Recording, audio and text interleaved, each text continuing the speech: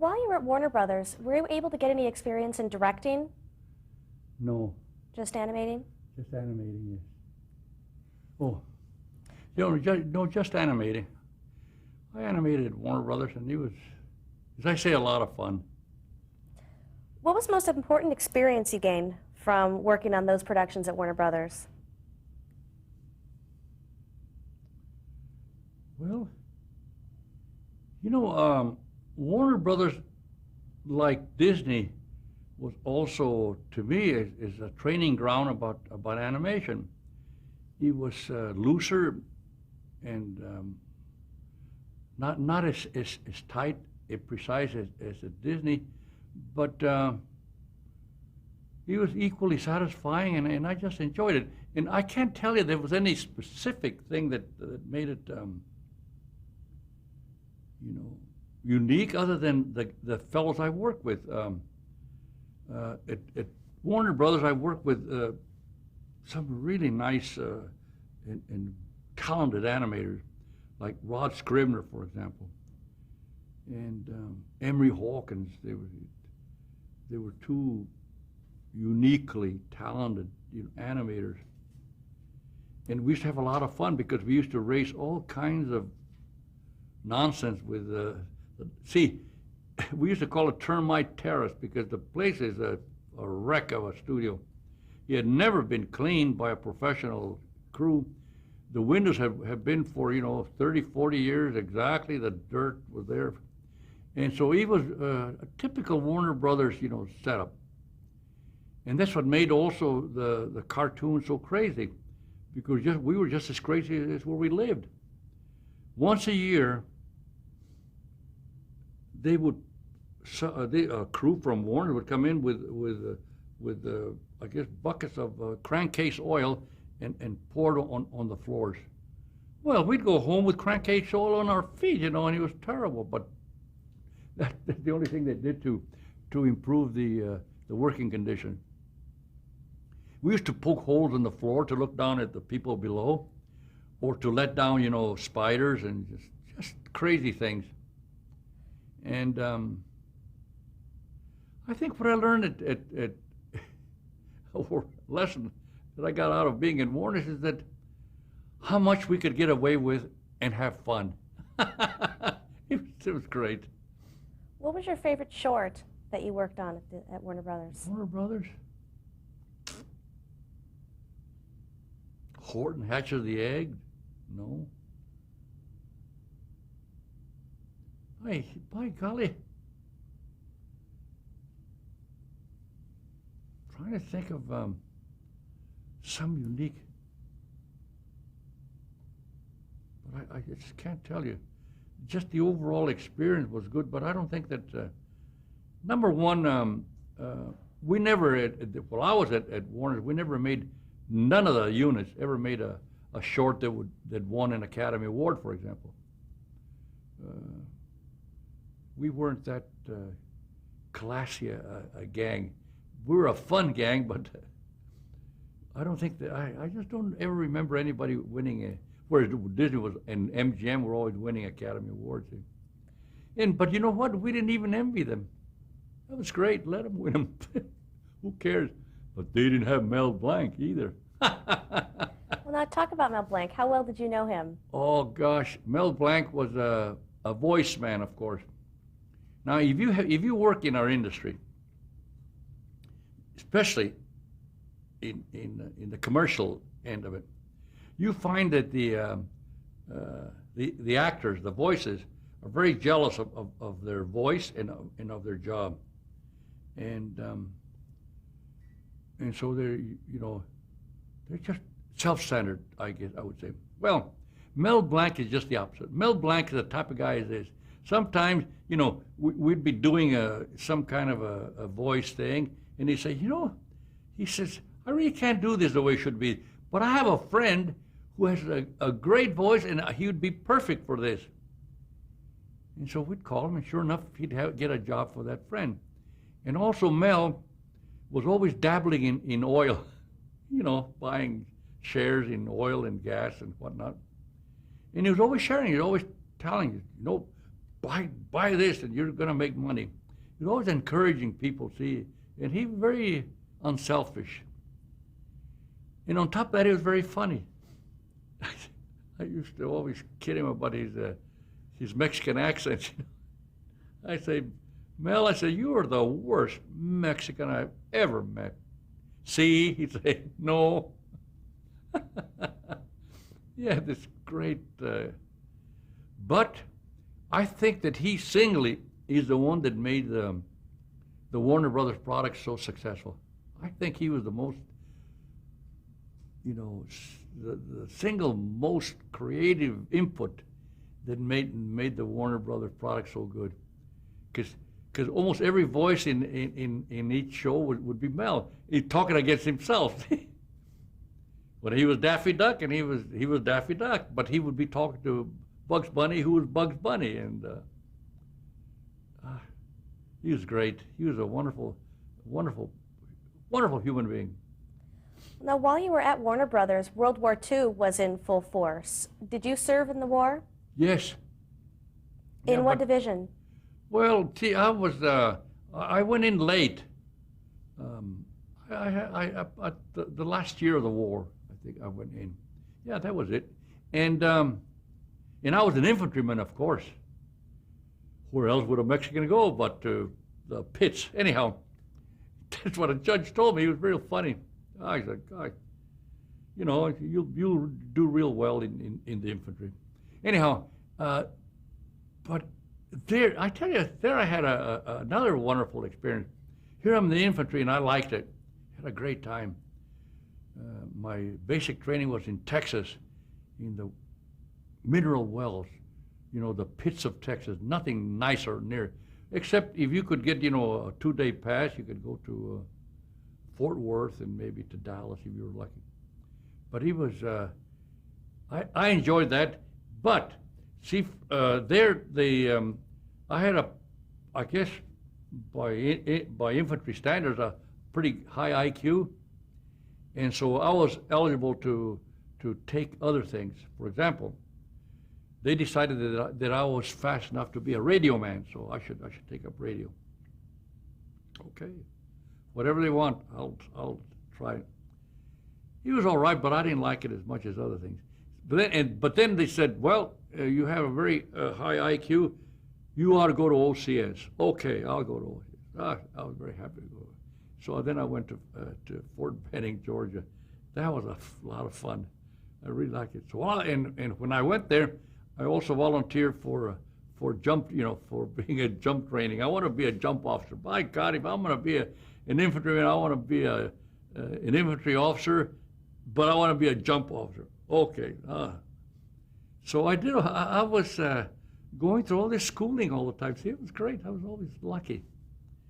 And but I didn't go anywhere. And with the reason, I was too late, and also I had a brother who was being chewed out in the South Pacific for like about 4 or 5 years. And we used to write, correspond, and he used to tell me, Temo, he said, don't come out here. You won't last 2 weeks. We'll kill you off right away. He knew me. He said, I'm so crazy. He knew I'd be out there getting killed right away. And so I said, oh, you're crazy. I'd write to him. He was right, of course. I wouldn't have lasted out there, but I think I would have. And so, but what happened is this. They go and drop a bomb on Japan at the wrong time. And General O'Daniel called my class in, and he said, well, he says, we don't need you kids anymore. We were all supposed to go and jump into Japan, see? And they said, we don't need your kind of soldiering anymore. Go home. So I was very disappointed, but I went home. And did you go back to Warner Brothers? I went, yeah. That? I was there just for a short time, though, because I found out that they had fired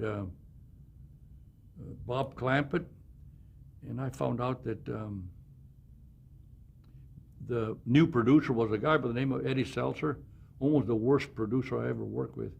He was the worst producer. I guess he was good for the Warner Brothers, but he wasn't, because he was not a good producer. Good producer, somebody who made good films, or who made it possible to make good films. See, that was Walt's criterion. He made great films, and Leon made great films, and Quimby over at MGM made great films. They were good producers, and so I was I came back, you know, and was at Warner for about not more than a year, because I right away got in a squabble with Eddie Seltzer. See, if I talk somebody down, it's because I had a squabble with him, see, and I'm putting him down. Other people might have liked him, but not in my book. Anyhow, so no, I quit over a very simple indignity. Here I'd worked in the industry for about 10, 15 years. I had never, ever was late. I had never, ever taken a day off in all these years. Now I'm working there with Eddie Seltzer. And my father-in-law dies. So I told the people at my director in the office that I was going to a funeral. So I went to a funeral. Next paycheck, I was docked. So I went to see Eddie. I said, why am I docked for it? You weren't here. But I told everybody, I thought you knew that I was at a funeral. I went to a funeral. Well, you weren't here, were you? That's right. So I said, goodbye, Eddie Seltzer. And I went to work at the best place I ever worked. That was a place called UPA, United Productions of America. Now, how did that job come about? Well, because I knew a lot of the people there. See, all these people had been ex-Disney people, and when they were drafted or went the service, they most of them were over at Fort Roach, right near here, and they learned about not they learned there they were able to express a lot of the frustration that they couldn't at Disney. They could animate cartoons, you know, live cartoons, and not animals. And so when the war ended, they all went from Fort Roach over to Burbank and opened up a little, a studio. And they call themselves United Production of America, UPA. And so these were my friends, and I applied that right away. What kinds of projects did UPA produce? Well, mainly educational and mainly commercials, short commercials, minute spots, or small things, but a lot of them. And also they manufactured. They did animated films for Columbia. And one was Magoo, and that was a very popular one, and all kinds of others. I worked on for example, on their first Academy Award, which was the one about little boy that can't talk. Gerald McBoing Boing? Boing Boing, yep. And all kinds of, geez, they did a lot of also very innovative and not necessarily children's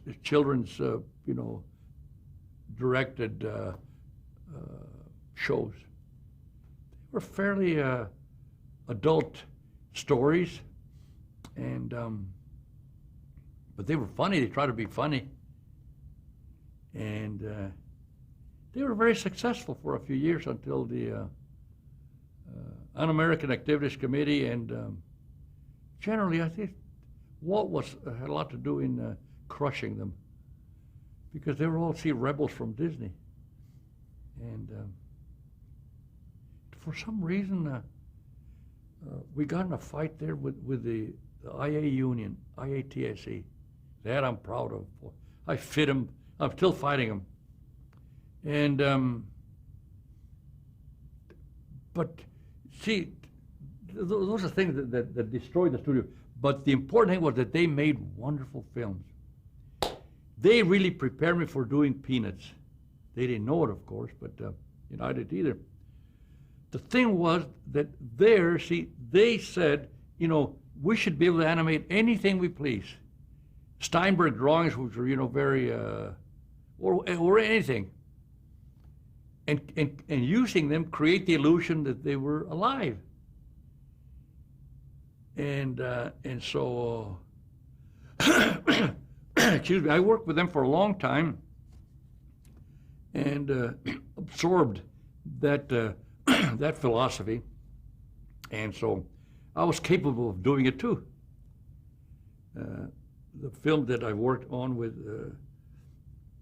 the one about that little French girl, what's her name? Madeline? Madeline, see? Now we took the book and just animated it. And now those were flat drawings, and we made it work. And it was a real nice film. And Gerald McBoing was the same. See, we were tempted, of course, by the story several times into almost animating them, three-dimensionally. But most of the characters are flat designs. And so that was, I think, my happiest 4 years in the business until I started my own studio. But again, see, I admired all the artists that working there. There were people that I admired at Disney, like John Hubley was an incredible artist.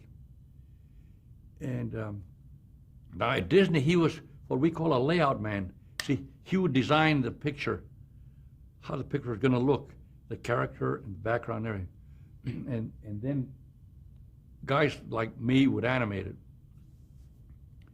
So at UPA, he was doing the same thing, but now he had a more elaborate directorial, responsibility. Excuse me.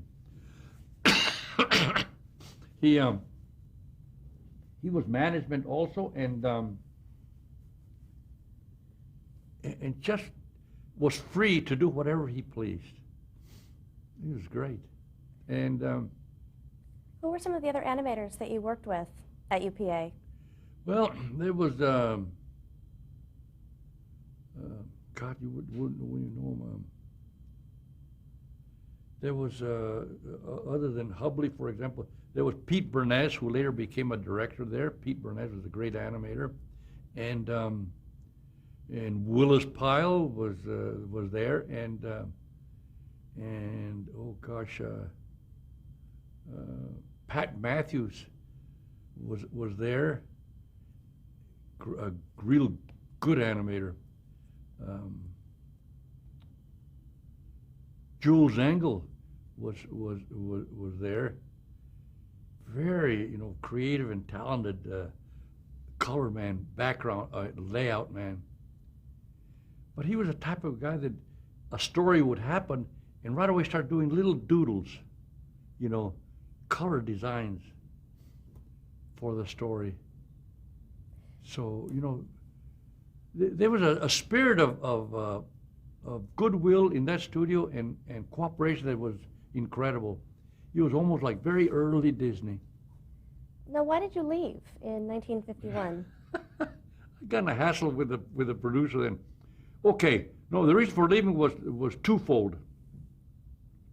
We were getting a lot of pressure from the IA, about joining them.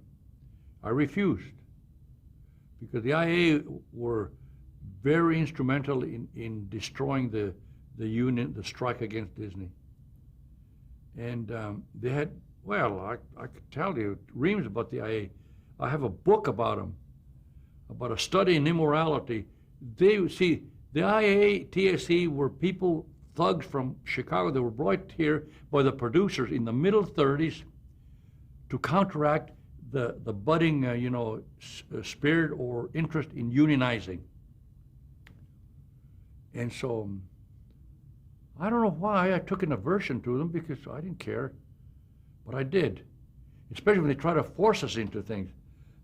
See, They tried to force me into their union at UPA. They finally, outgunned us. They got the people to vote them in as our union, and I refused to accept them. So I was a maverick, see, and they were supposed to fire me anyhow, but they were afraid to, because they knew that if they fired me, I would close down the studio. I don't know if I could, but they most likely were afraid of that. So there was this hassle with the IAA and me being outside of the union. The labor relations man from Colombia came to me and said, "You can't work in this town unless you make unless you work through the IA. It's all IA." I said, "Well, I'll tell you what, I'm going to try. And if they try to get my job, I'll sue them. What else can I do? And I have good grounds for winning my suit." Well, he was a lawyer, see. He says, "You have good grounds, but I don't think you can win." So he said, "You just better mind your P's and Q's because they're going to get you." So I just said, "They're not going to get me." Now, why do I leave UPA, which I loved, huh? Another producer, another guy from an ex-Disney guy, John Sutherland, offered me a job.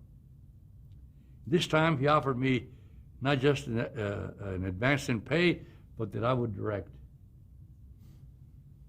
So I left, and I hated it. I really hated to leave that studio, but I left it. Now, what kind of projects did you work on at John Sutherland Well, Productions? they were mainly educational, but they were large promotional things, like for General Motors, for DuPont.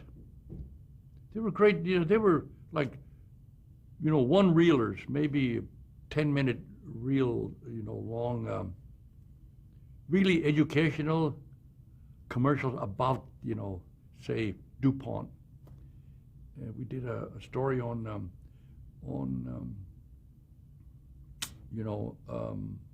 examining cancer cells, and the whole.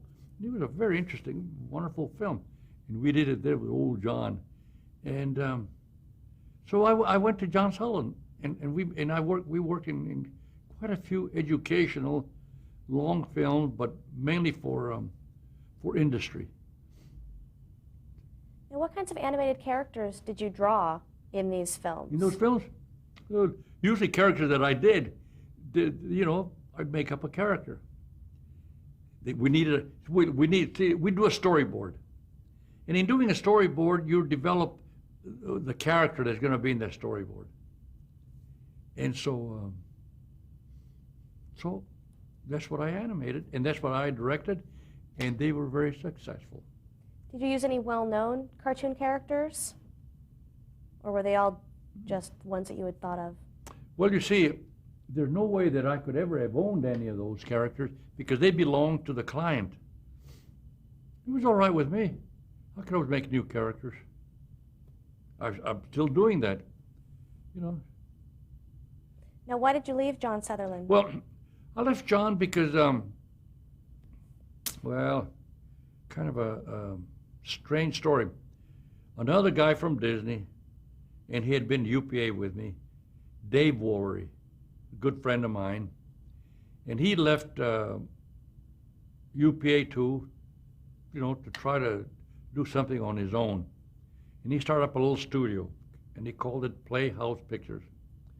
But see, he was not an artist, he was not an animator, he was not a writer. He had been a technical guy in the business. So he had nothing to show as a sample to get work. But he was my friend. And so I said to him, I can get a job through J. Waller Thompson for Ford Motor Company. And if you want, we'll do it through your studio. See? So you'll become the producer. Boy, says, yeah, he'd love that because that would give him something to do. And so that's how I went. So I told this to John. I told John, I said, John, I have to leave you because, I'm going to go with Aid and help him start up a studio. John was upset a little bit, but there's nothing he could do about it. So I went to Playhouse for just a short time, and from there, I went to start up my own studio. All right, now, earlier you had mentioned the House Un-American Activities Committee. Oh, yeah. Were you or anyone that you know affected by the blacklist? Oh yes, quite a few. No, I wasn't, but a lot of my friends were, and some left town. They went to New York, and some just were ruined. They lost their job because they were fired immediately. That infuriated me that they could just fire these people just because they were, I hate to use the word, say they were supposed to be communists. So that's a political branch. What does that have to do with, say, with UPA or with Warner Brothers or with anybody, you know? You vote however you please. And in those days, the Communist Party was a bona fide. He was in the ballot. You could vote for it. I never did because I wasn't even a citizen. See, I didn't become a citizen until I joined the Army, until I became a member of the AUS. They said, form a column of twos, all you non-citizens, follow me. We went before a judge and we all swore that we, would abide by the Constitution and everything. He said, all right, I declare all of you bum citizens, go back to work. Form a column of twos, back to work. So that's, I never voted really, now that I think about it, until, I must have voted, first time I voted, it must have been on, for Truman, when he ran against Dewey. Wow, that was a great campaign. I love that. Yes. Now, one of the questions that we always ask during these interviews is to ask, when was the first time that you saw television? What would I? The first time that you saw television. The first time I saw television, I was startled, of course, and but I didn't think that it would take over the way it did. I was the last person that I know that owned a TV set. I didn't own a TV set until the middle 50s, or even later. Everybody had TV sets.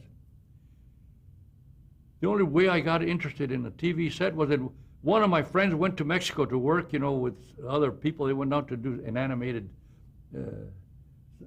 down in Mexico City. And he gave me his set to babysit. I don't know what to do, so I attached it to my where what do you call those things where you have my barbecue grill. I attached it to the barbecue grill, and I got a picture. Then I was hooked. All right, well, let's stop right there and change tapes. Okay.